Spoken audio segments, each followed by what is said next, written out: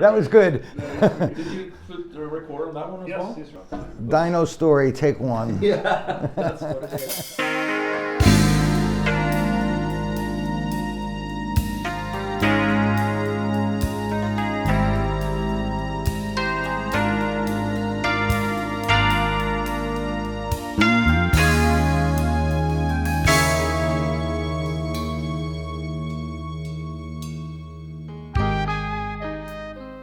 You've heard the sound on all those major hits from the early 80s. The sound originated from the Rhodes electric piano, but with some beautiful overtones added to it, which couldn't be heard in a stock Rhodes. The sound was typically run through a chorus unit, which resulted in the sound that has been an integral and essential part on so many hit songs back in the days. That sound is the sound of a Dyno My Piano. Dyno My Piano started out in San Francisco in 1974, specializing in repairing, tuning and regulating electric pianos from companies like Wurlitzer and Rhodes. The company quickly gained a reputation for making these pianos play and sound amazing, and with their own preamps, which together with their regulating procedures and know-how, made a stock Rhodes or Wurlitzer sound and play way better than it originally did. 20 years ago, I got my first Dyno My Piano modified Rhodes, and it was about the same time I tried to get in touch with the man who started Dyno My Piano, Chuck Monte. Numerous mails were sent but never replied to, and when searching the web about him, it looked like Chuck had closed this chapter in his life thoroughly. Or so it seemed. Fast forward to the fall of 2022, where we finally got to meet up for the first time. This video is the first part from our conversations we had about him, about Dyno My Piano, about music, and how it all started. Enjoy! Well, I was born in Brooklyn, New York, 1952. I'm the second generation of Italian immigrants, and proud of it. And I came from a family of pianists, and it was the kind of thing where I would go into a friend's house and I'd go, well, wait a minute, where's your piano? They go, well, we don't have one. I go, doesn't everybody have a piano? But anyway, growing up, I was fortunate, and my mom was a phenomenal classical pianist, and her brother, my uncle, was even more so into jazz and classical, and I believe is one of the first folks to actually get a Juilliard scholarship. I started with piano lessons. Mrs. Gallagher, my first piano teacher, teaching the classics, and I bugged my mom, and she found me Eddie Paczynski, or his professional name, Eddie Dane. Fantastic guy. And he was a cool cat from the 50s. And boy, that guy could kick with a left foot on his Hammond. So that was my first organ teacher, and I got my first organ, and from there,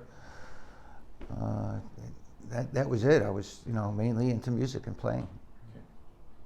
And my teacher, Eddie, would allow me to come into his nightclub gigs on a not busy night, and allow me to sit in front of his Hammond B3 and play.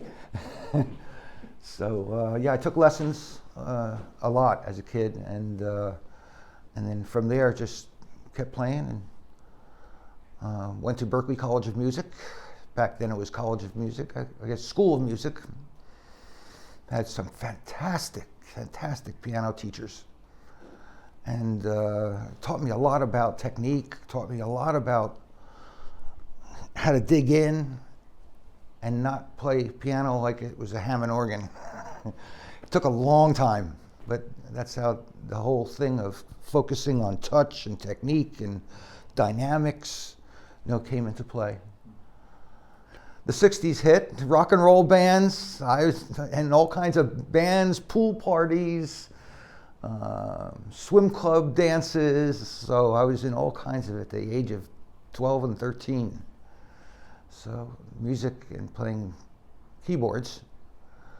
I had a little Hammond extra voice organ. It had a knee leveler on it. I don't know if you've ever seen it. That was the volume pedal. And of course, you know where that went. And that was the keyboard I used in playing in rock and roll bands. Playing music in Boston. We were a pretty popular band, actually. What was the name of the band? It was called the Full Herb Rush Band. Say it fast. The Full Herb Rush Band. It was a rock and roll, pure rock and roll play. And then from that band, I went to some others, and we did a lot of gigs. We did a lot of original music, everything from the Mahavishnu Orchestra to all the chick tunes we played. We did a lot of that current music, in addition to top 40, to get the gig. The dyno thing kind of came from an apprenticeship that I did with a fellow by the name of Wayne D. Hall, Wayne's Electro Music. And he was the guy that would come to my gig and tune my Wurlitzer. So after a while, he says, come work for me. And I said, you bet. And he had me rebuilding Wurlitzers, one after another, everything, tore it right down to nothing and rebuild it all with new parts, regulate it, new reeds. I was a Wurlitzer expert, and he was trained by the factory.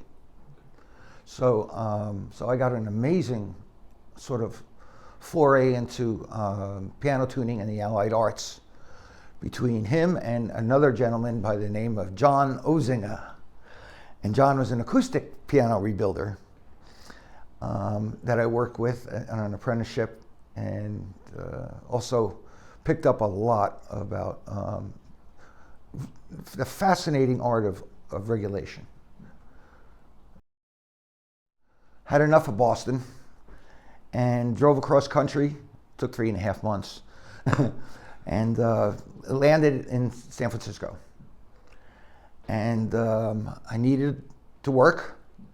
So I went down to Bronstein's Music in South San Francisco, walked in the door and said, hi, I know how to fix these things. And they went, oh, we have a room full of them.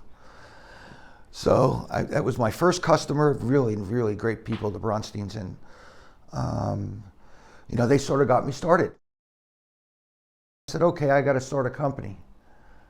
So I need a logo.